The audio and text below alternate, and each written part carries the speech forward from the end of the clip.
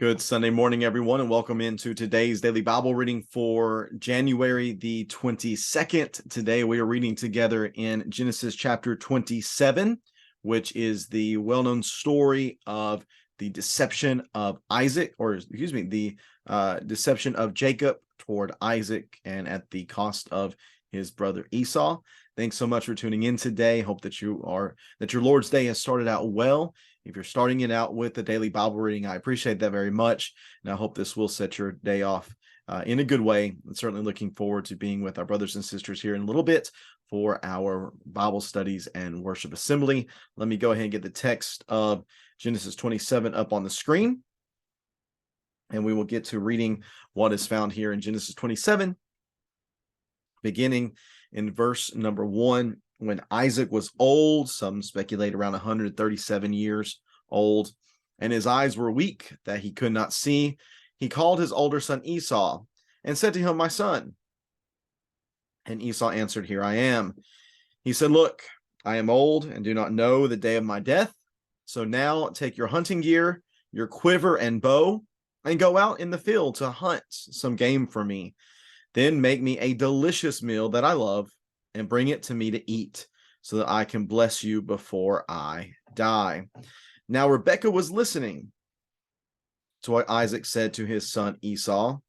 So Esau went to the field to hunt some game and bring it in. Rebekah said to her son Jacob, "Listen, I heard your father talking with your brother Esau. He said, 'Bring me game and make a delicious meal for me to eat so I can bless you in the Lord's presence before I die.' Now, my son, listen to me and do what I tell you. Go to the flock and bring me 2 choice young goats, and I will make them into a delicious meal for your father, the kind he loves. Then take it to your father to eat, so that he may bless you before he dies." Jacob answered Rebekah his mother, "Look, my brother Esau is a hairy man, but I'm a man with smooth skin. Suppose my father touches me, then I will be revealed to him as a deceiver, and bring a curse rather than a blessing on myself." His mother said to him, "Your curse be on me, my son. Just obey me and go get them for me." So he went and got the goats and brought them to his mother, and his mother made the delicious food his father loved. Then Rebekah took the best clothes of her older son Esau, which were in the house, and had her younger son Jacob wear them. She put the skins of the young goats on his hands and the smooth part of his neck, of his neck. Then she handed the delicious food and the bread she had made for her son Jacob. And when he came to his father, he said, "My father." And Isaac answered, "Here I am." "Who are you, my son?" Jacob replied to his father, "I am Esau, your firstborn. I have done as you have told me. Please sit up and eat some of my game that you may bless me." But Isaac said to his son, "How did you ever find it so quickly, my son?" Jacob replied, "Because the Lord your God made it happen for me." Then Isaac said to Jacob, "Please come closer so I can touch you, my son. Are you really my son Esau or not?" So Jacob came closer to his father Isaac. When he touched him, he said, "The voice is the voice of Jacob, but the hands are the hands of Esau." He did not recognize him because his hands were hairy like his brother Esau, so he blessed him. Again he asked, "Are you really my son Esau?" And Jacob replied, "I am." Then Isaac said, bring it closer to me, and let me eat some of my son's game so that I can bless you." Jacob brought it closer to him, and he ate. He brought him wine, and he drank. Then his father Isaac said to him, "Please come closer and kiss me, my son." So he came closer and kissed him. When Isaac smelled his clothes, he blessed him and said, "Ah, the smell of my son is like the smell of a field that the Lord has blessed. May God give to you from the dew of the sky and from the richness of the lands and abundance of grain and new wine. May peoples serve you and nations bow in homage to you. Be master over your relatives. May your mother's sons bow in homage to you. Those who curse you will be cursed, and those who bless you will be blessed." As soon as Isaac had finished blessing Jacob, and Jacob had left the presence of his father Isaac, his brother Esau arrived from his hunting. He had also made some delicious food and brought it to his father. He said to his father, "Let my father get up and eat some of his son's game, so that you may bless me." But his father Isaac said to him, "Who are you?" He answered, "I am Esau, your firstborn son."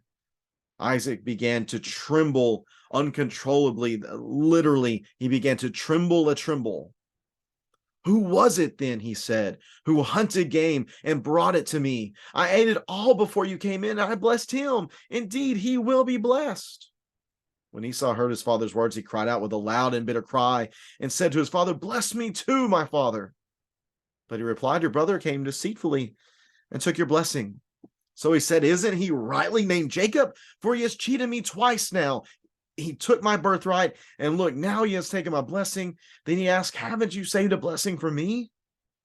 But Isaac answered Esau, "Look, I have made him a master over you, have given him all of his relatives as servants, and have sustained him with grain and new wine. What then can I do for you, my son?" Esau said to his father, "Do you have only one blessing? My father, bless me too, my father." And Esau wept loudly. His father Isaac answered him, "Look, your dwelling will be away from the richness of the land, away from the dew of the sky above. You will live by your sword, and you will serve your brother. But when you rebel, you will break his yoke from your neck." Esau held a grudge against Jacob because of the blessing his father had given him. And Esau determined in his heart, "The days of mourning for my father are approaching. Then I will kill my brother Jacob." When the words of her older son Esau were reported to Rebekah, she summoned her younger son Jacob and said to him, "Listen, your brother Esau is consoling himself. By planning to kill you. Now, my son, listen to me. Flee at once to my brother Laban in Haran and stay with him for a few days until your brother's anger subsides, until your brother's rage turns away from you and he forgets what you have done to him. Then I will send for you and bring you back here. Why should I lose you both in one day?" So Rebekah said to Isaac, "I'm sick of my life because of these Hethite girls. If Jacob marries someone from around here, like the Hethite girls, what good is my life?" And that is Genesis chapter 27. Genesis 27. All right, so thinking about this text, let's consider what is going on here. Again, Isaac is probably somewhere around 137 at this time. We see that he, let's see here, I'm trying to fix some of my screen real fast. There we go. He is he's old in age, he cannot see, and he seems to think that his time for death is approaching. So he calls his favorite son Esau. Doesn't call both of his sons. No, he just calls his favorite son Esau and tells him to come, and he desires to give him a blessing, which the blessing would be really the last will and testament of the patriarch to the son, or to the children, specifically whenever it comes to the patriarchs who are a part of the Abrahamic lineage. These blessings also would come with a great prophetic aspect to them. So everything that's going to be mentioned in the two blessings that he gives to Esau and to Jacob, or to Jacob first and then Esau, both of those are very prophetic in nature, and both of them will come to pass. There was something very special about these patriarchs. Again, their blessing, their linkage to God, I guess a good way to say it, the relationship that they had with God, and they would bless, and then God would work in that and make sure that those things came to fruition, which again, that's a good thing to think of right here, because what have we previously seen about these two brothers? Well, we saw that Yahweh told Rebekah that the older would serve the younger. And yet here is Isaac still wanting to bless the older. So when we think about Isaac's inability to see here, that's literal and figurative. Literally, he probably cannot see, but figuratively, he's also blind to the lack of spirituality on the part of Esau. And yet he still wants to bless Esau. And he wants to bless Esau because he's his favorite. Why is he his favorite? Because we go back to chapter 25, verse 28. He was his favorite because he was a hunter, and because he could cook him tasty food. That's kind of very shallow and fleshly on the part of Isaac too, isn't it? And Esau, of course, shows himself to be of the same kind, always seeking instant gratification and not really having a deep understanding of how things ought to be.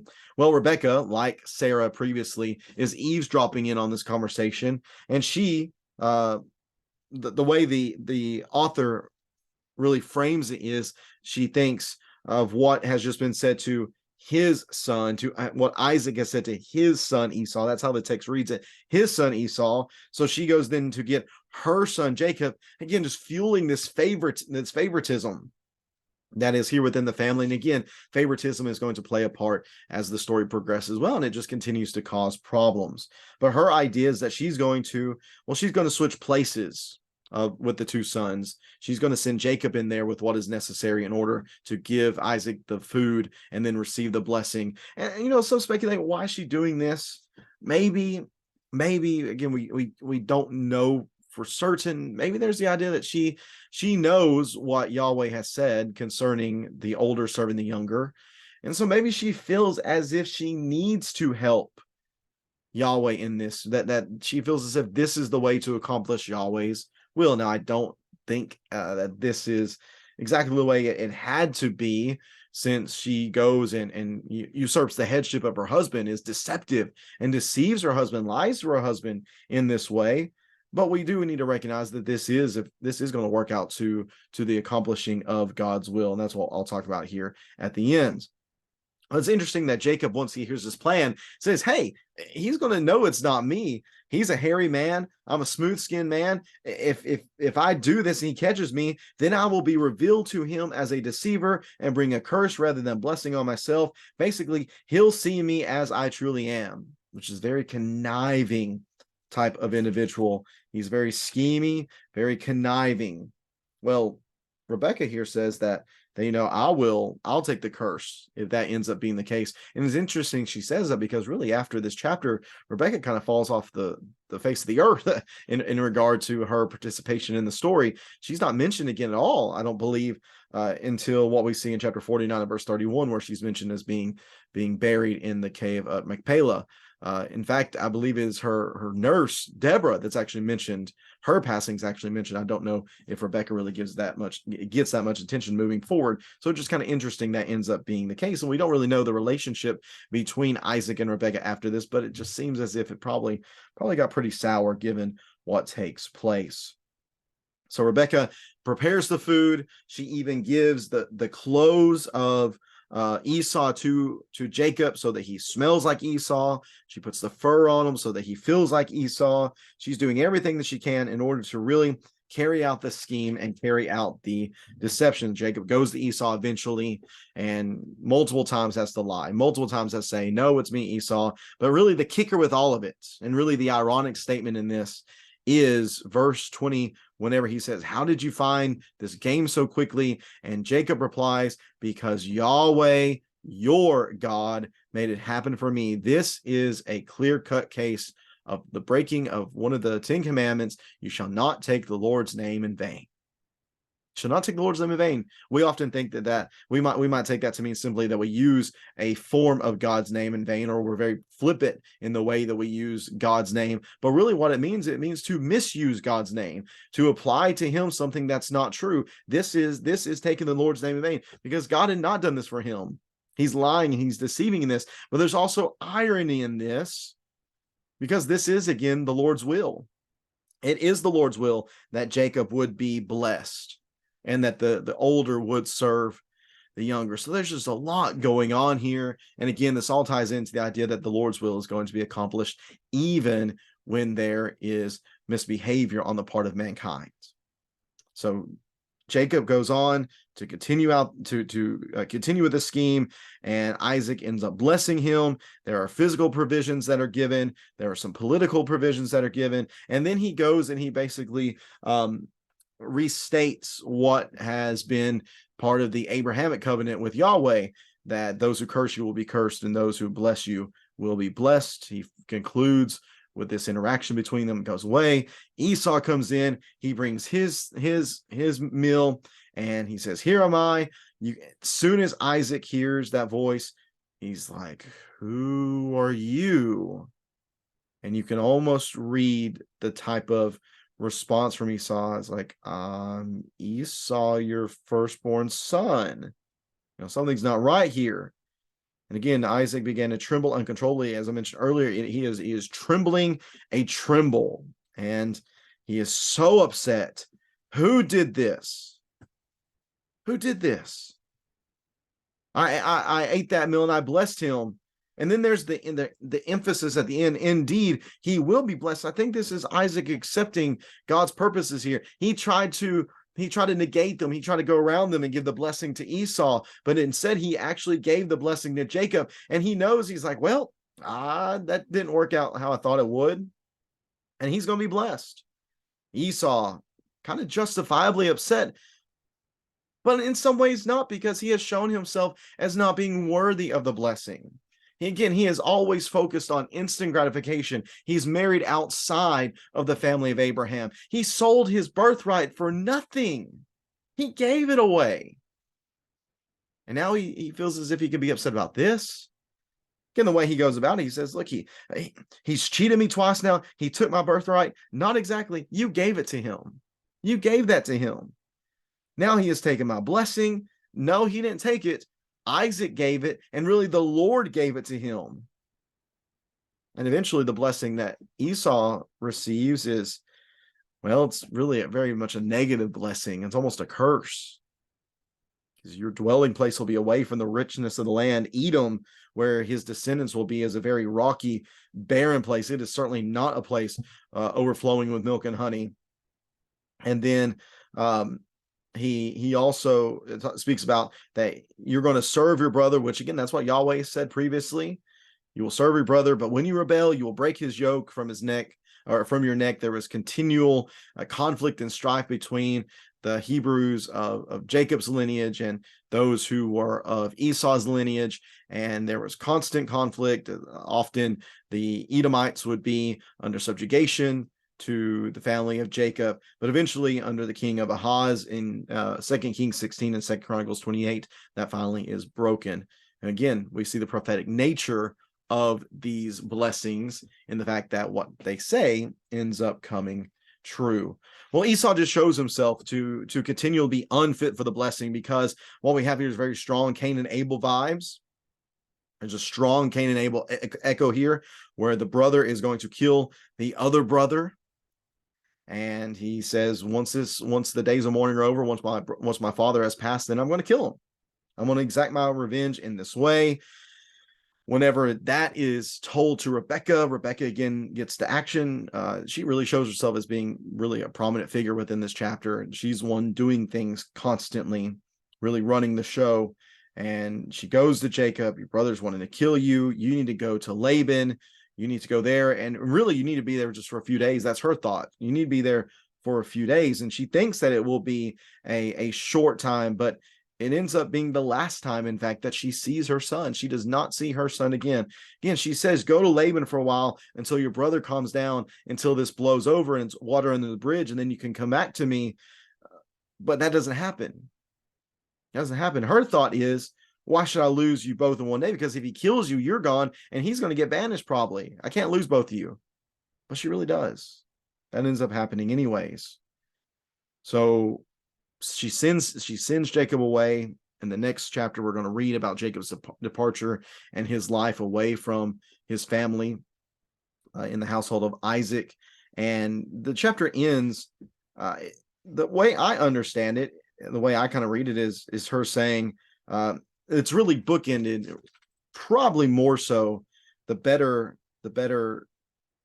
maybe chapter for this would be back in the end of chapter 26, when it talks about Esau's wives, because we have a very natural inclusio there with Esau's wives. It begins with Esau's wives, it ends with Esau's wives, and it seems as if Rebecca kind of smooths over the situation by saying, hey, I'm going to send Jacob away to go to Laban's household so you can get a wife, because look, these Hethite girls that we have, Judith and Basemoth, they're getting on my nerves. They're terrible. I don't like them. They're causing trouble for us. So why should I get Jacob a son like them? I'm going to send him away to Laban to get a wife there. And that does end up happening. Again, we're going to see Jacob at a well and how that ends up going with Laban's family. But all that is going to come up in the next chapter, in chapter 28. But there's just a lot of misbehavior. There's so much deception. There's so much conniving, and people just trying to look out for themselves and get what they want. And yet, through all of that, I want to stress so strongly the reality that what God said would happen still happens. That God's will is going to be accomplished even in the face of man's rebellion. Whenever man acts very ungodly, Yahweh will still accomplish his will. And that's exactly what happens. Again, going back to what was said to Rebekah in chapter 25, one will be stronger than the other. The older will serve the younger. And what is it that Isaac says in verse 40? You will live by your sword. You will serve your brother. Yahweh's will be done. We need to recognize that. We need to recognize that God's will is going to be done regardless of the misbehavior, the ungodliness, and the rebellion of mankind. He is sovereign, and his will is going to be accomplished. I appreciate so much for you tuning in on this Sunday as we read together to start off this Lord's Day. Again, very excited to be together here in a little while for our Bible study at 10 a.m. and our assembly at 11 a.m. Excited to preach from our recent daily Bible reading in Genesis 22 as we look deeper into the story of Abraham offering up Isaac and get some strong insight from that text. And then looking forward to those who can be coming over to the house later on this afternoon so we can start our watch and study of the texts that are covered in the Chosen TV series. I hope that you can join us. We'd love to have you at 5 o'clock. Again, thanks for tuning in. Have a great rest of your Lord's Day, everyone. Take care, and God bless.